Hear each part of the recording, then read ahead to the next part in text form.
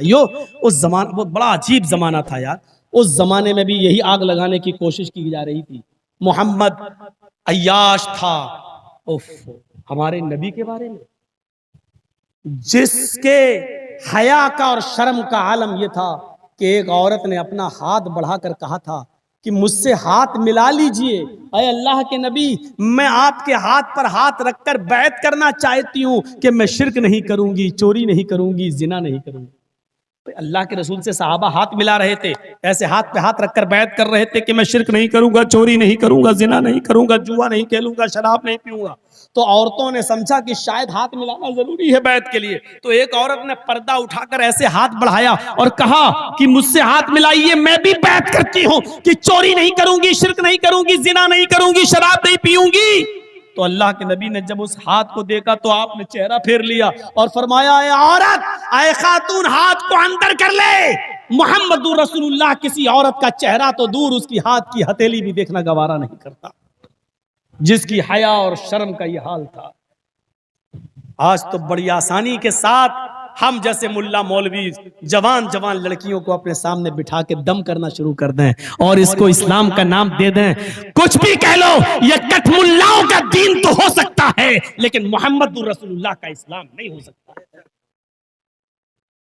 ये हमारी घर की शरीयत तो हो सकती है लेकिन किसी 18-20 साल की लड़की को अपने सामने बिठाकर उस पर दम करना, उसका चेहरा खुला रखकर उसके ऊपर दम करना, ये मोहम्मदुर रसूलुल्लाह की शरीयत नहीं हो सकती। बुलाए हो तो सुनना पड़ेगा और आपके इलाके में अगर ऐसा होता है तो बंद कराना होगा। गलती हमारी है तो हमें अपनी गलती मानना होगी, लेकिन हम ये नहीं कह सकते कि चलो कुरान ही तो दम कर रहे हैं, अल्लाह का कलाम ही तो है। अल्लाह का कलाम है तो इसका यह मतलब नहीं अल्लाह के कलाम को रसूल के तरीके के खिलाफ इस्तेमाल करो। यकीनन कुरान को पढ़कर दम करना, मुअव्वज़तैन कुल औज़ु बिरब्बिल फलक कुल औज़ु बिरब्बिन नास पढ़कर दम करना जायज है, सूरह फातिहा पढ़ के दम करना जायज है, लेकिन उसूल इस्लामी होना चाहिए। किसी भी जवान औरत को उठाकर, यहां तो बाकायदा बाल पकड़ता है, कहां से आया बोल, देखते हो ना कैसे बाल पकड़ता है औरत के बाल, बोल कहां से, ये तरीका आप इस्तेमाल कर रहे हैं।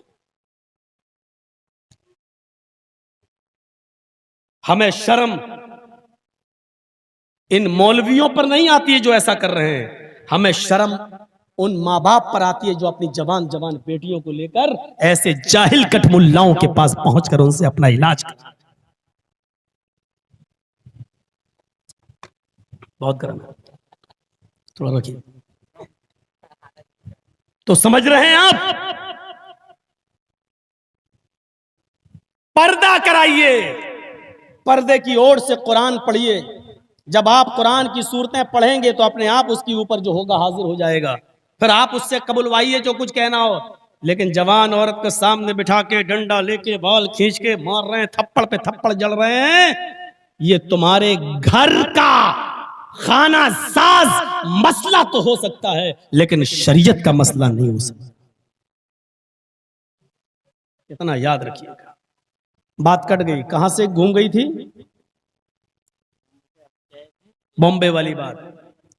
बहुत खराब मामला था उस वक्त भी, यही माहौल खराब करने की कोशिश उधर भी थी। का मोहम्मद अय्याश था, जिस नबी के पर्दे का यह हाल हो, हया और शर्म का यह हाल हो, उसके बारे में कहा जा रहा कि मोहम्मद अय्याश था। बाल ठाकुरे ने कहा था, और कहा था कि 11-11 औरतें रखता था मोहम्मद, रखते थे नहीं कहा था, रखता था। इन्ना लिल्लाहि व इन्ना इलैहि राजिऊन। फिर उसने कहा कि अगर मेरी सरकार आ गई और अगर मुझे देश का प्रधानमंत्री बना दिया गया, 10 दिन के अंदर अंदर हरा रंग में बंद कर दूंगा। ये मुसलमानों का जो रंग है, इस्लामी रंग, हरा रंग, इसको मैं बंद कर दूंगा।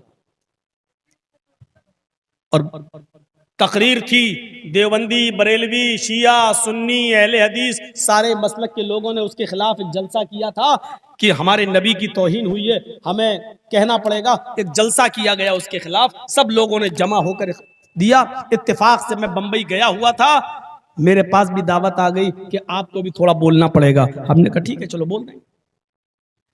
वहां तकरीर करने के लिए जब मैं, तो मुझे उधर भी सबसे बाद में ढकेल दिया गया। ये मेरे साथ हमेशा होता रहा है। 17 साल से लेकर आज मेरी उम्र 42 साल हो रही है, आज तक मैं जहां भी गया हूं मुझे सबसे बाद ही में ढकेला गया। शायद मैं सबसे गिरे हुए इलाके का हूं, इसलिए मुझे गिरा हुआ टाइम दिया जाता है। तो मेरे भाइयों, अब मैं देख रहा हूं कि वहां सारे लोग बड़े अदब से बोल रहे हैं। बाल ठाकरे जी को माफी मांगना चाहिए, यहां जी। और मुझे गुस्सा आ रहा था कि जब इसने इतना बुरा बोला है तो उसको जी जी क्यों कह रहे हैं ये लोग, जितने मुल्ला मौलवी बैठे। ठाकुरे जी माफी मांगो। अरे भैया माफी मांगने से क्या हो जाएगा? तुम कौन होते हो? उसने गुस्ताखी की नबी की शान में, तो तुम कौन होते हो माफ करने वाले? अगर वो माफी भी मांग ले तो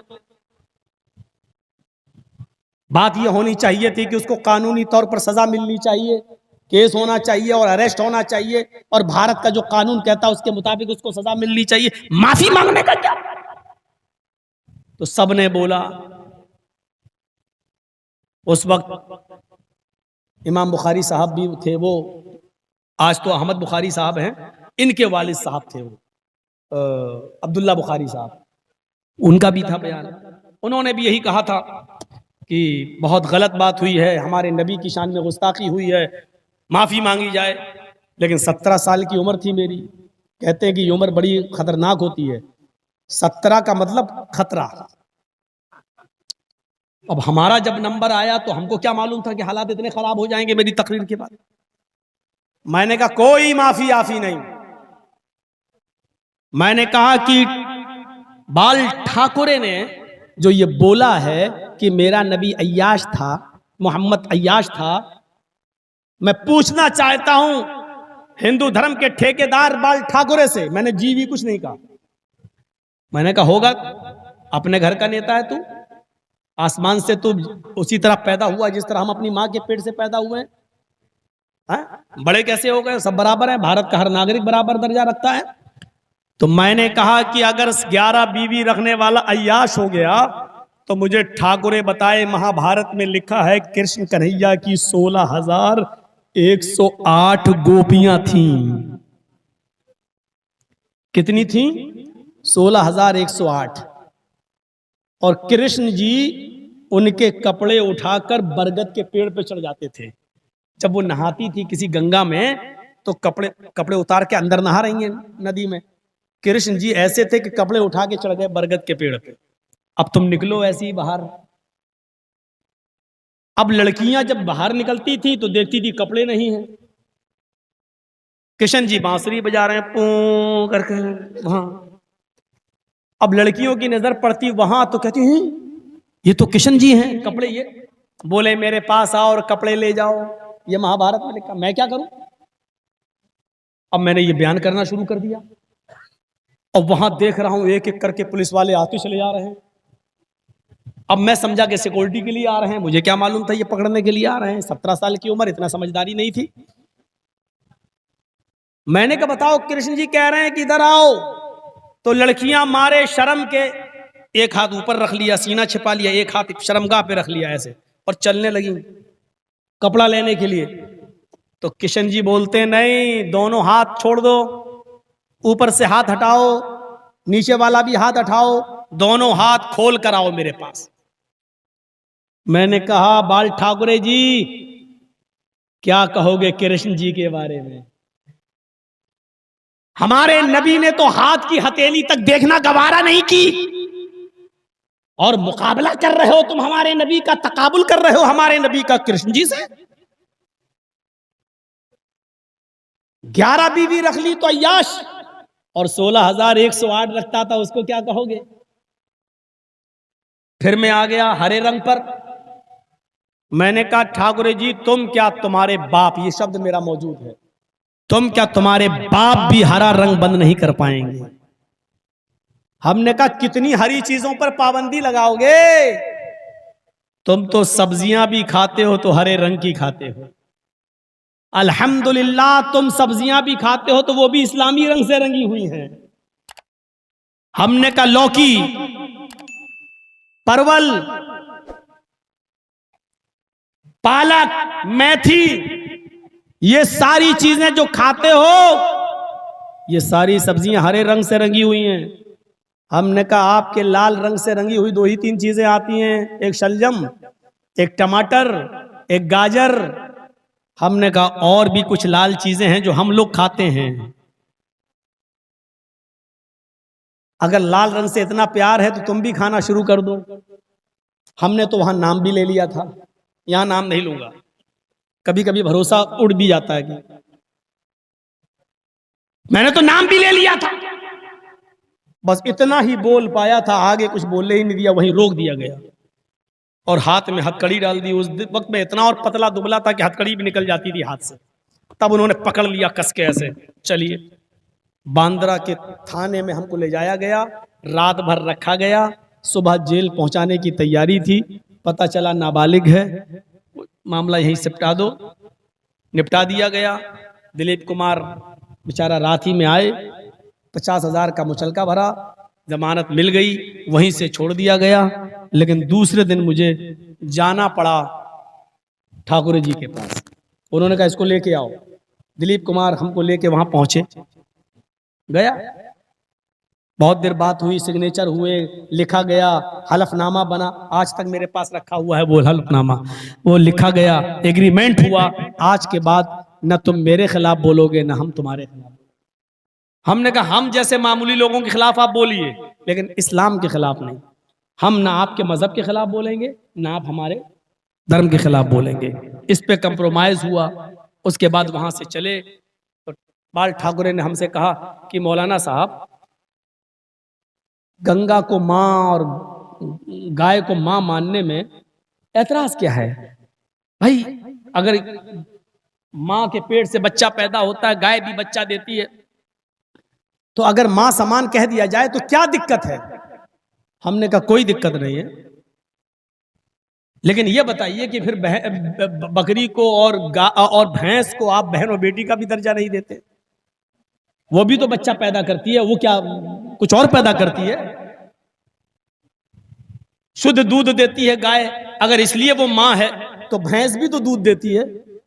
हमने कहा गाय अगर 5-6 किलो दूध देती है तो भैंस तो 10-12 किलो दूध देती है। हमने कहा अगर गाय माँ हो सकती है तो भैंस नानी क्यों नहीं हो सकती है? हमें समझाने की कोशिश करो। वो कहता रे छोड़ो यार, गंगा को मैया क्यों नहीं मानते हो? हमने कहा गंगा को माँ इसलिए नहीं मानता हूं क्योंकि हमारा अकीदा है कि माँ अपने बच्चे से बहुत प्यार करती है, वो माँ ही नहीं जो अपने बच्चे को मार डाले। कहता ये तो बात सही है, तो क्या गंगा मार डालती है? हमने कहा हाँ, जो तैरना जानता वो तो बच गया, जो तैरना ना जानता वो ओम गणेशाय स्वाहा डूब के मर रहा है। सैलाब आ जाता है, कितनी गंगा पानी से जब भर जाती है तो गांव के गांव डुबो देती है और तबाह कर देती है, तमाम लोगों को बहा ले जाती है। वो माँ हो सकती है जो अपने बच्चों की जान ले ले? आप बताइए, इसको माँ कहोगे या डाइन? डाइन आइन मत बोलो, चुप रहो। ये आप नहीं बोलेंगे, ठीक है ठीक है, आप नहीं मानते मत मानिए, डाइन कहेंगे आप? मैंने कहा मैं आपसे पूछ रहा हूं कि जो अपने बच्चे की जान ले ले वो माँ है या डाइन? आप क्या कहेंगे? अच्छा ठीक है, चलिए कोई बात नहीं। छोड़ दिया, लाल बत्ती वाली गाड़ी पे बिठाया और हमको वहां से कुरला जाना था, उसने हमें कुरला तक छुड़वाया, इज्जत किया, ऐसी बात नहीं है। तो उस वक्त भी माहौल खराब करने की कोशिश की गई, माहौल आज भी खराब करने की कोशिश की जा रही है। लेकिन फ़इन्न मअल उस्रि युसरा, हर परेशानी के बाद आसानी। जो दिन आज है वो कल नहीं रहेंगे, होता है ऐसा। और ये अजाब के छोटे छोटे झटके ये आते हैं और आएंगे। हो सकता है कि अल्लाह तबारक व तआला ही की तरफ से हो कि तुम एक हो जाओ, तुम एक जहती अपने अंदर, इत्तिफाक अपने अंदर पैदा कर लो, वरना तुम्हें इसी तरीके से काटा और मारा जाता रहेगा और तुम्हारी मस्जिदों को इसी तरीके से बर्बाद किया जाता रहेगा। तुम हमारे घर की भी हिफाजत नहीं कर सकते हो, इसलिए एक हो जाओ। हो सकता है ये अजाब के छोटे छोटे झटके हमको सबक सिखाने के लिए आ रहे हो, हमको रास्ते पे लाने के लिए आ रहे हो, इसलिए हमें और आपको तैयार हो जाना चाहिए। इत्तेफाक और इत्तेहाद का एक धागे में हमें और आपको शामिल हो जाना चाहिए। अब ये दौर गया, तेरे पीछे मेरी नमाज नहीं, मेरे पीछे तेरी नमाज नहीं, इसको भूल जाइए। चाय हटा दीजिए, पानी दीजिए, कड़ी चाय लग रहा, कड़वी चाय। हाँ, तो सुनिए मेरे प्यारे साथियों, इस्लाम वो मजहब है जो दूसरों से भी कह रहा, आओ एक ऐसे कलमे की तरफ जो हमारे और तुम्हारे दरमियान बराबर है। इसी तरीके से जैसे इस्लाम सबके लिए है,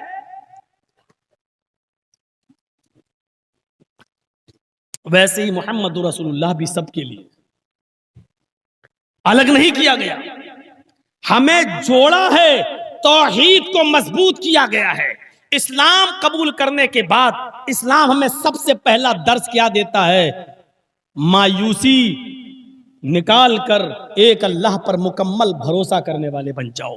सारी दुनिया तुम्हारी मुखालिफत करे, सारी दुनिया तुम्हें मिटाना चाहे मिटाए, लेकिन जब तक अल्लाह तुम्हें मिटाना नहीं चाहेगा, तुम्हें कोई ताकत मिटा नहीं सकती। इस्लाम हमें सबसे पहले ये भरोसा और एतमाद हमारे अंदर पैदा करता है। अल्लाह का कोई काम हिकमत से खाली नहीं है। अपनी अकल को मत दौड़ाओ, ऐसा क्यों हो गया, इसमें क्या रीजन है। जो कह दिया मोहम्मद रसूलुल्लाह और जो कह दिया इस्लाम ने, हमें मान लेना, चाहे हमारी अकल में आए चाहे हमारी अकल में ना आए। एक दहरिया लेटा हुआ था एक पेड़ के नीचे, वो पेड़ था आम का। दहरिया जानते हैं ना, दहरिया जो अल्लाह, नबी, कुरान, इस्लाम किसी को नहीं मानता, नास्तिक जो किसी को नहीं मानता, वो लेटा हुआ था एक आम के पेड़ के नीचे। उसकी नजर खेत पर पड़ी, वहां तरबूज लगा हुआ था। उसने कहा देखो अल्लाह कितना बड़ा बेवकूफ है, देख रहे हैं आप। उसने कहा कि अल्लाह कितना बड़ा पागल है, जो छोटा फल था उसको तो ऊपर लगा दिया, और जो इतना बड़ा तरबूज है, इतना बड़ा फल है, उसको जमीन पे लगा दिया।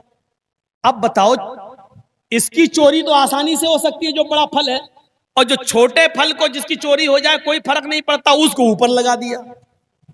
कितना बड़ा बेवकूफ है, अल्लाह से बड़ा तो कोई पागल ही नहीं है। इसीलिए मैं कहता हूं अल्लाह है ही नहीं, अल्लाह नाम की कोई चीज ही नहीं। अगर अल्लाह होता तो तरबूज को ऊपर लगाता और आम को नीचे लगाता।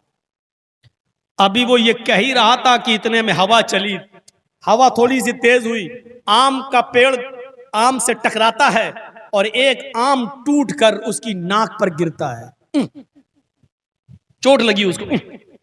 वो कहता अल्लाह है। अब यकीन आ गया, वाकई उसने बिल्कुल सही किया है। अगर इस पेड़ पर यह तरबूज लटका होता और वो टूट कर मेरी नाक पे गिरता तो मेरा चेहरा भी बदल जाता, दांत भी टूट जाते, नाक भी पिचक जाती और मेरा थूथड़ा बदल जाता। नहीं, अल्लाह है।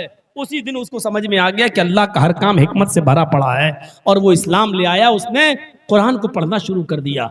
एक दिन की जिंदगी और एक आम के गिर जाने से उसने अपनी जिंदगी बदलकर अल्लाह का इकरार कर लिया और कुरान पर चलने वाला बन गया।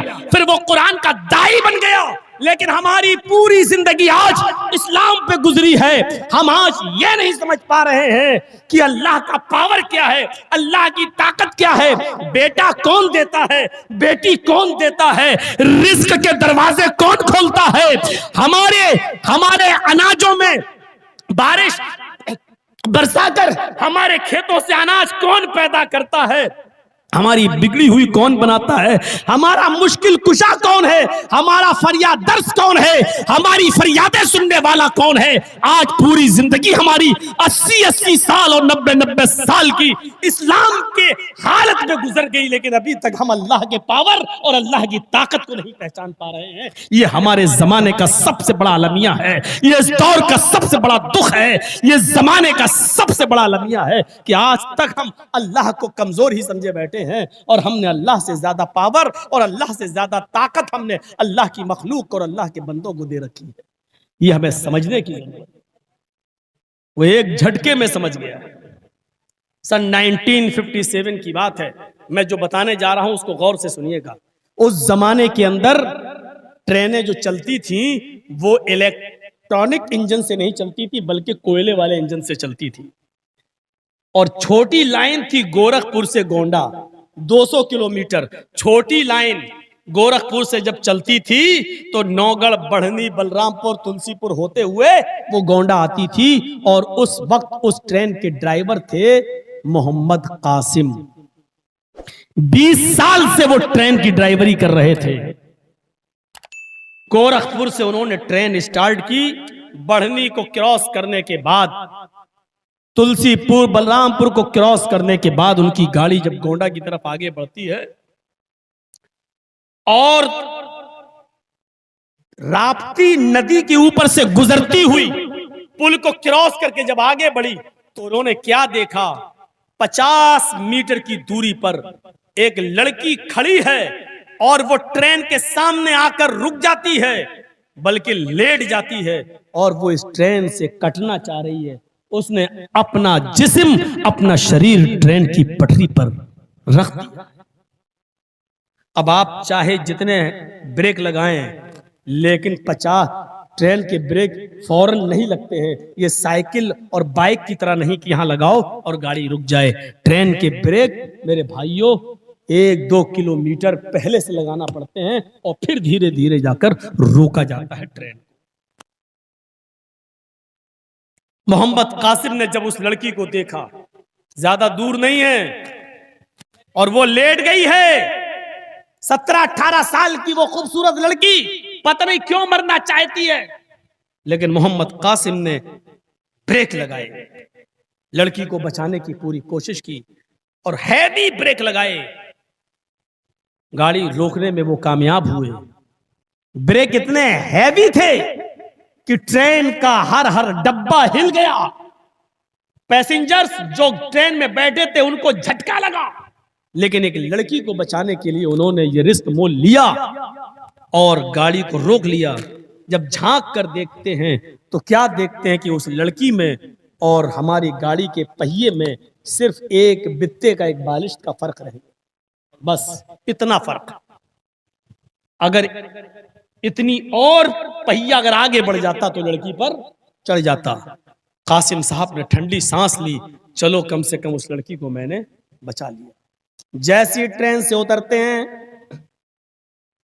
इतने में खेतों में काम करने वाले लोग भी उस लड़की के पास आ जाते हैं। क्या हुआ? ट्रेन की पटरी से उस लड़की को उठाया जाता है, नाक पे उंगली रखी जाती है, धड़कन देखी जाती है। नतीजा ये निकलता है कि जब उस लड़की को टटोला जाता है, उसको झिझोड़ा जाता है, तो पता चलता है कि वो लड़की तो हार्ट अटैक से मर चुकी है। गौर कर रहे हैं आप?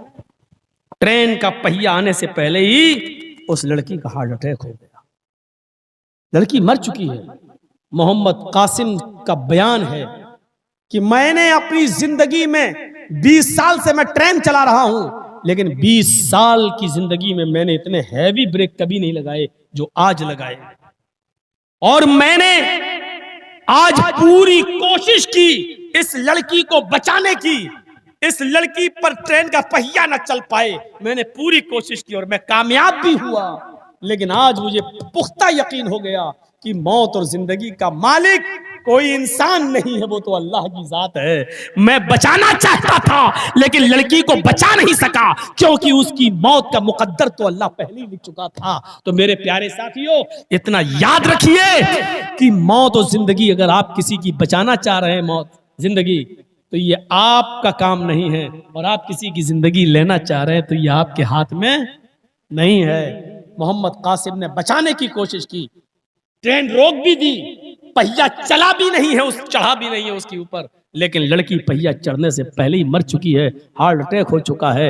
यानी तुम बचाना चाहो तो जरूरी नहीं कि तुम कामयाब हो जाओ। मा तशाऊना इल्ला अन यशा अल्लाह, जो तुम चाहो जरूरी नहीं कि वो पूरा हो जाए, जरूरी यह है अल्लाह चाहेगा वही पूरा होगा। मेरे भाइयों, ये तौहीद, ये रिश्ता, इस्लाम हमें सबसे ज्यादा इस रिश्ते से जोड़ता है।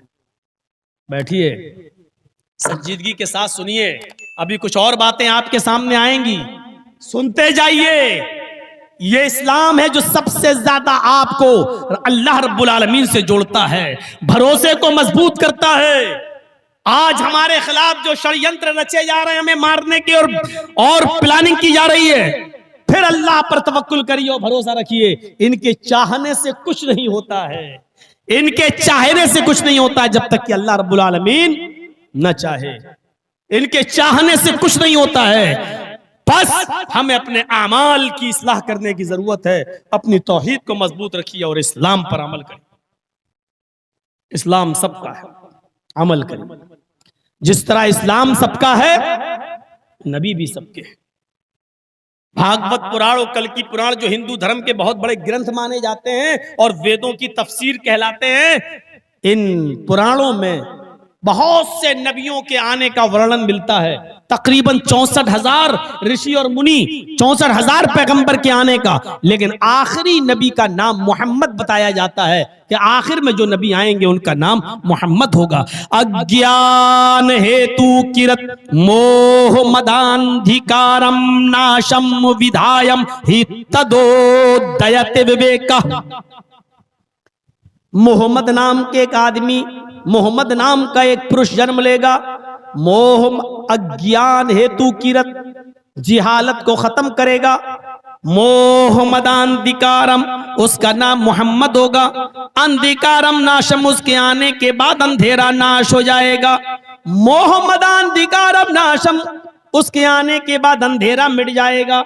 यानी मोहम्मद सल्लल्लाहु अलैहि वसल्लम के आने से पहले बहुत अंधेरा होगा। अरब के अंदर कितना अंधेरा था?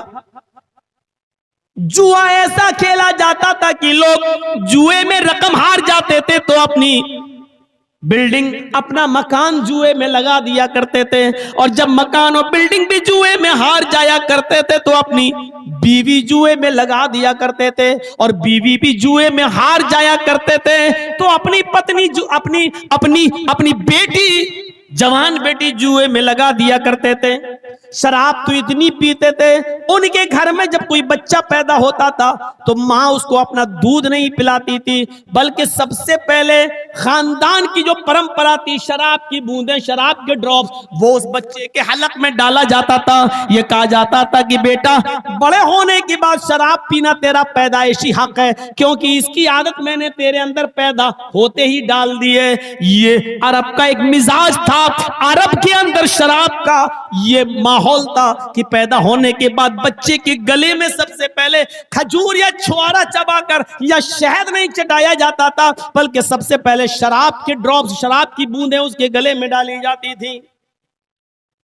लड़कियों का हाल इतना बुरा था कि जब कोई बच्ची पैदा होती थी मां के पेट से, उसको 4 साल तक पाला जाता था। और जब वो अब्बू अब्बू और अम्मी अम्मी कहने लगती थी तो 4 साल के बाद उसको उसका जालिम बाप नहलाकर धुलाकर नए कपड़े पहनाकर मेला ले जाने के बहाने उसको घर से ले जाता था और जंगल में पहले से गड्ढा खोद दिया करता था।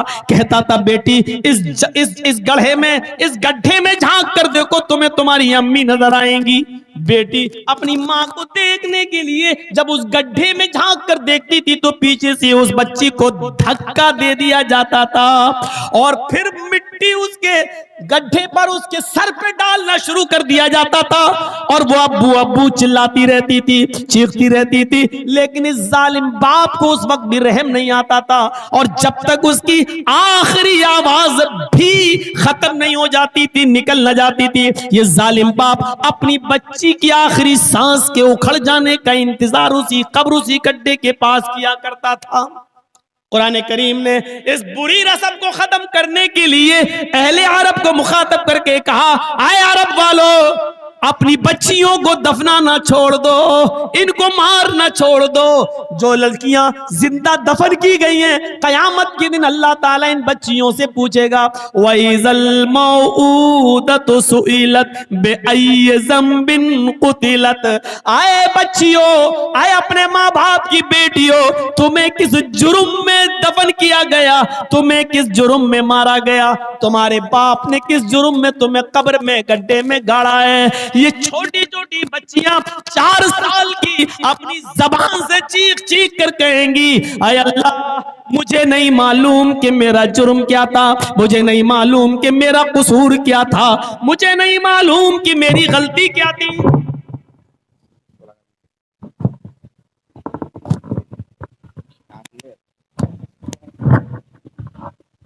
हेलो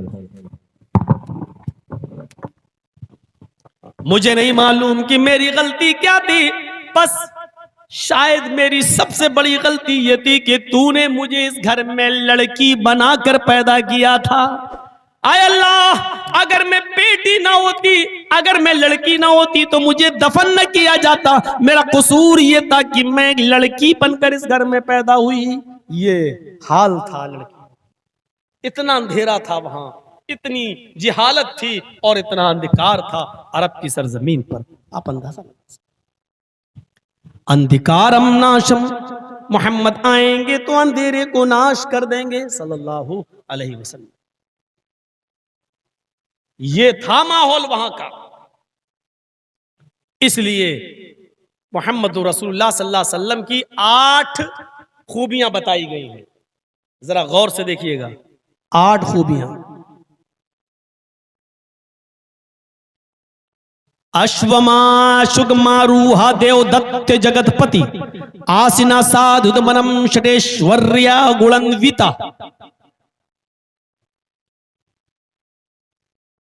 आखिरी नबी को कल्कि को एक घोड़ा दिया जाएगा। देखिए, पहली चीज क्या बताई? एक घोड़ा दिया जाएगा। ये 8 चीजें नहीं, अभी एक पहचान बताई। अश्वमा शुगमारूहा, कल्कि को एक घोड़ा दिया जाएगा। शुगमारूहा, बिजली से भी ज्यादा तेज स्पीड से, बिजली से भी ज्यादा तेज रफ्तार से उड़ेगा, यानी बुर्राक। देवदत्त, देव अल्लाह का नाम, दत्त मानी देगा। देवदत्त वो घोड़ा अल्लाह की तरफ से मिलेगा, यानी वो मोहम्मद साहब का घोड़ा नहीं होगा, यानी बुर्राक अल्लाह की तरफ से आई थी। जगतपति, और ये बुर्राक उसके लिए आएगी जो पूरे विश्व का रक्षक होगा। जगत मानी, जगत मानी दुनिया, जगत मानी विश्व, और पति मानी मुहाफिज, पति मानी रक्षक। जगतपति का तर्जमा क्या होगा? जगतपति की मीनिंग जो पूरी दुनिया का मालिक, पूरी दुनिया का रक्षक। मोहम्मद रसूलुल्लाह पूरी दुनिया के लिए नबी बनकर आए, रहमतुल लिल आलमीन, पूरे विश्व के लिए रहमत। जगत पति, पति के माना दूल्हा नहीं होता है, ये दिमाग से निकाल दीजिएगा।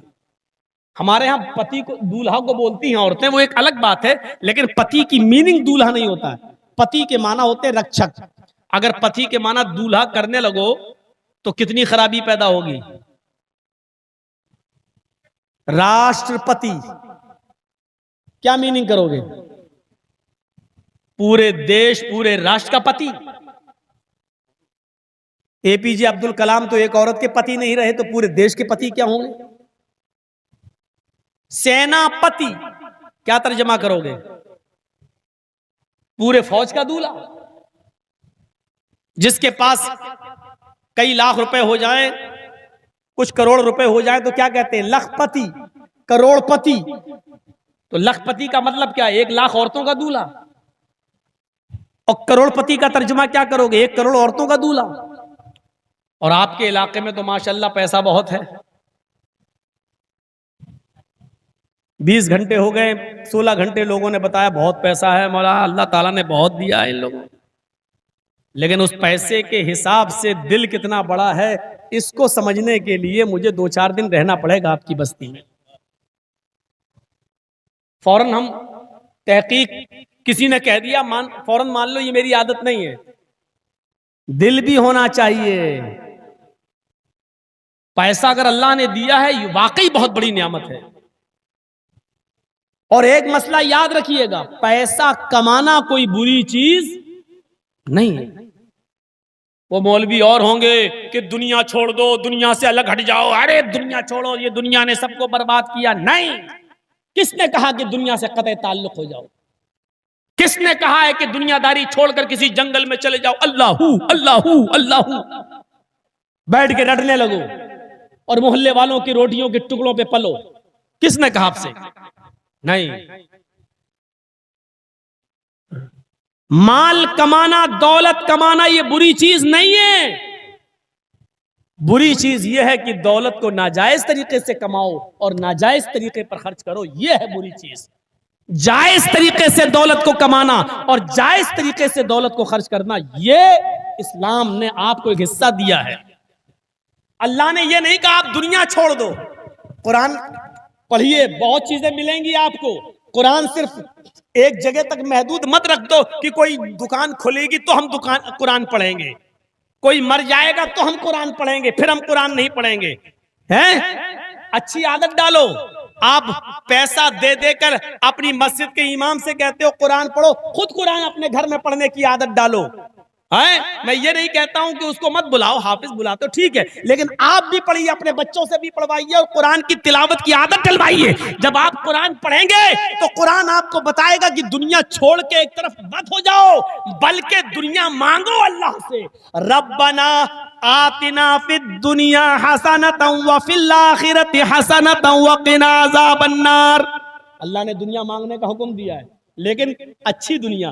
रब्बना आतिना फिद दुनिया हसना, आय अल्लाह हमें दुनिया में वो अता फरमा जो दुनिया के लिए बेहतर हो, जो हमारे लिए बेहतर हो। दुनिया में जो अच्छाइयां तूने दी हैं वो हमें अता फरमा, और दुनिया के फितनों से, दुनिया की बुराइयों से हमें महफूज फरमा।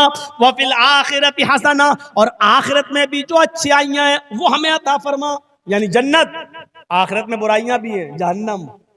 इसलिए हमें आखिरत की भी अच्छाइयां अता फरमा, वक़िना अज़ाबन्नार, और जहन्नम के अजाब से हमें बचा ले। दौलत कमाना कोई बुरी चीज नहीं है, लेकिन दौलत को नाजायज तरीके से कमाना और नाजायज तरीके पर खर्च करना ये बुरी चीज है। आज दुनिया दौलत कमा रही है, कमाओ, लेकिन एक चीज और याद रखो, आप जो असबाबे राहत, ऐशो आराम के असबाब अपने अंदर पैदा करना चाहते हैं, रखना चाहते हैं, लेकिन आप उससे महरूम हैं। आपने दौलत किस लिए कमाई? ताकि हमें आराम मिले। आपको गर्मी बहुत लगती है, आपने घर में एसी लगा ली है, ये असबाबे राहत है, लेकिन डॉक्टर ने मना कर दिया है कि आप एसी में नहीं सो सकते हैं। ऐसे असबाबे राहत से क्या फायदा, जो आप राहत का सामान तो इकट्ठा कर रहे हैं, लेकिन डॉक्टर ने उस राहत को हासिल करने से आपको मना कर दिया। एक ऐसे आदमी से मेरी मुलाकात हुई बॉम्बे की सरजमीन पर। उसने कहा, मौलाना साहब मैंने अपने बच्चों को बहुत पढ़ाया है, अल्हम्दुलिल्लाह मेरा बच्चा यहां से इंटर करने के बाद अमेरिका गया, और अमेरिका में उसने यूएस में एमबीबीएस किया, फिर एमएस किया, और आज उसने अमेरिका ही में किसी लड़की से शादी करके वहीं पर उसने अपना हॉस्पिटल बना लिया। मैंने अपने लड़के के लिए जो कमाया था अपने बच्चे पर खर्च किया। आज अल्हम्दुलिल्लाह मेरे पास सब कुछ है दिया हुआ। मैंने कहा, आपका बेटा पढ़ लिख कर एक अच्छा डॉक्टर बन गया, अमेरिका में रहता है, साल 2 साल में आता होगा, आपको खर्चा देता होगा, आपकी देखरेख करता होगा, आप जब बीमार होते हैं तो आपका पैर भी दबाता होगा, आपकी खिदमत भी करता होगा। कहने लगा बाप रोते हुए कि मौलाना 15 साल हो गए मैंने अपने बेटे का चेहरा नहीं देखा। ऐसे असबाबे राहत से क्या फायदा, ऐसी पढ़ाई लिखाई से क्या फायदा जो अपने बाप से आपको दूर कर दे और बेटे को बाप से और बाप को बेटे से दूर कर दे। आपने अपने बच्चे की मुस्तकबिल को बनाने के लिए बहुत कुछ किया है, लेकिन बेटा आपका पैर नहीं दबा सकता। ऐसी पढ़ाई लिखाई से क्या फायदा।